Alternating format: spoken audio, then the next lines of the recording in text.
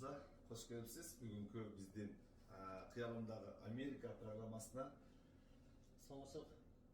Саламатсыздар, құрметті мекендештер. Біз абдан қуаныштамыз.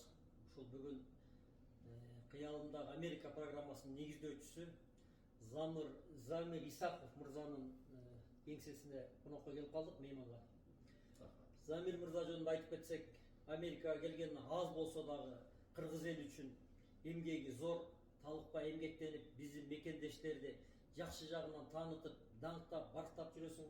Замир, қылып атқан ішіңе ел разы, емгегін қайтып, мындан дағы жақсы берулерді шығарып, елдің жүгін арқалай бер.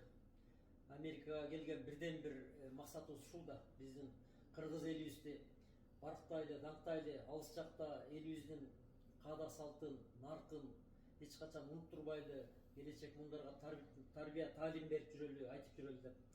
Ошол мақсатта Замир мырзаның салым абдан чоң. Құдайдың құлағы сүйінсін, Замирдей болған жігіттеріміз көп болсын.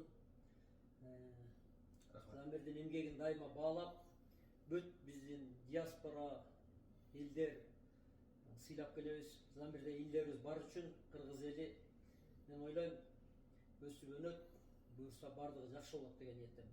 Рахмат, құрметті Рыскүл мырза, жақсы сөздеріңіз үшін. Жақсы сөзді, жақсы сөз айтады. Жақсының өзі жақсы жарқылдаған, жақсыға қандай ғана сөздер айтылған демекші. Бүгін бізде ушундай бір программамызға келіп, өзіңіздің жақсы қалауларыңызмен бөлішіп кеткеніңіз үшін разылық білдіреміз. Бар болыңыз, дайыма ушундай жарқылдап, демді күлүүңүздөн жүрө бериңиз. Ешқашан ушундай жаманчылык көрбөңүз, эки дүйнөнүн бактылуу болуун берсин. Бар болуңуз, келиңиз.